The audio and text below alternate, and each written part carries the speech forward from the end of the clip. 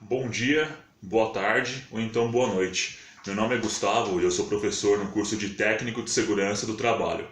Bom, pensando nesse breve vídeo de hoje, eu quero abordar com vocês mais um tema ligado à higiene ocupacional, mas agora eu quero falar de um dos agentes físicos mais complexos da higiene do trabalho, que são as radiações. As radiações, elas são caracterizadas de duas formas: radiação ionizante e radiação não ionizante. Bom, mas ambas são uma radiação. A radiação ela pode ser definida como uma forma de transmissão do fluxo de energia decorrente de formas naturais ou então artificiais. Quando eu tenho um determinado elemento químico que está com seu núcleo instável, ele precisa, como qualquer coisa na natureza, buscar a estabilidade. Mas para conseguir alcançar essa estabilidade a nível atômico, essas moléculas desses determinados elementos químicos, como o tório, o bário, o iodo, o césio, eles precisam emitir uma certa quantidade de energia. Ou seja, imagine que vocês estão com muito trabalho para fazer, por exemplo. O que vocês desejam é se livrar daquilo, se livrar daquele excesso. Seria mais ou menos como acontece com as radiações, só que esse excesso é um excesso de energia. E para emitir excesso de energia, ele emite isso através da emissão de radiação. Radiação é o nome que se dá para essa energia. Essa energia, ela pode ser definida de duas formas, como uma energia corpuscular ou então através de ondas eletromagnéticas, tá? Pois bem, as radiações elas são vistas como sendo de duas formas, como eu falei no início do vídeo. Ela pode ser ionizante ou não ionizante. Bom, a radiação ionizante ela tem uma quantidade de energia suficiente para arrancar os elétrons da estrutura do átomo e provocando, lógico, que desde que ocorra uma exposição prolongada, em lesões a nível celular, principalmente na estrutura do DNA, que é o ácido desoxirribonucleico. Essas lesões ocasionadas a nível celular podem futuramente provocar efeitos bem graves, como aparecimento de neoplasias, efeitos mutagênicos, por exemplo, dentre outros tipos de doenças.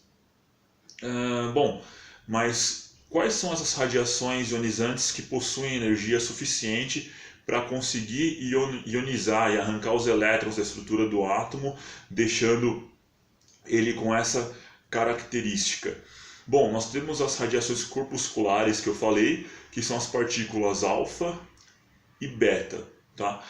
Tem algumas outras partículas também, partículas de nêutrons, que fazem parte desse tipo de radiação corpuscular, mas eu quero me focar mais na alfa e a beta. A alfa e a beta são radiações que têm um baixo poder de penetração, ou seja, elas não penetram muito no nosso organismo. Elas são bloqueadas superficialmente nas camadas periféricas da pele, epiderme e a derme. Todavia, as pessoas têm que tomar cuidado, porque apesar da radiação alfa, por exemplo, ser a que menos tem poder de penetração, ela, quando em contato com as células do nosso organismo, é a que tem o maior poder de ionização. Então, se ingerida, por exemplo, como foi o caso do césio-137 lá em Goiânia, ela é altamente reativa no nosso organismo, provocando sérios danos a nível celular, tá? E além da radiação alfa e beta, que são corpusculares, nós temos dois tipos também de ondas eletromagnéticas, que são o raio-x e também o raio gama, tá? Essas radiações não são caracterizadas como partículas, mas sim como ondas eletromagnéticas, tudo bem?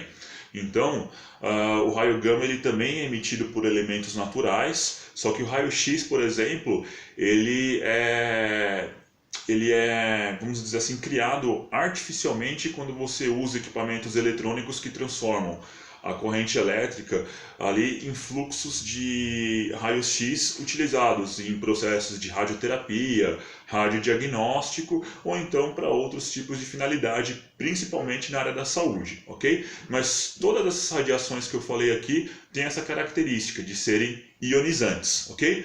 E por outro lado nós temos a radiação não ionizante.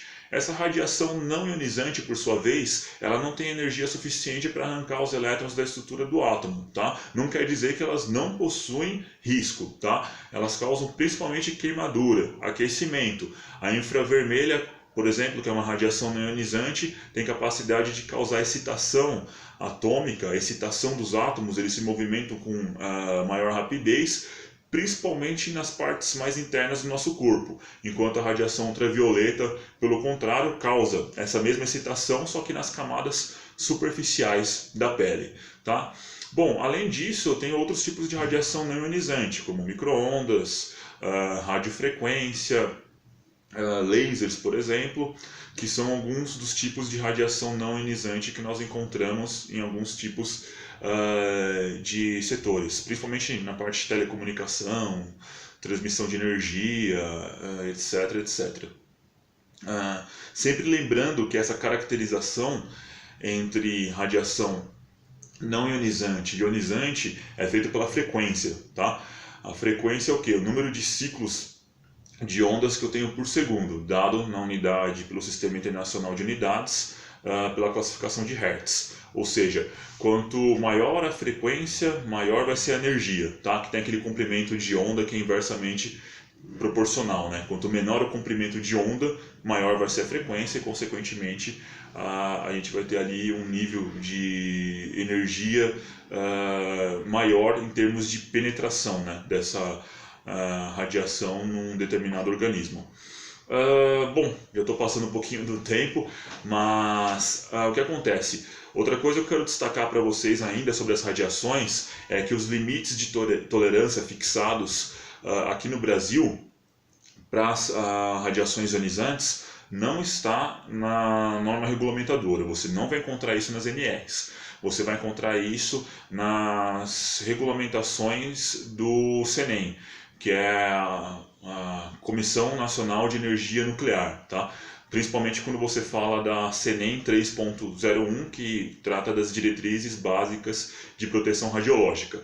Lá vai ter uma unidade que é chamada de millisievert. Millisievert é uma das unidades que você usa para quantificar a intensidade da radiação.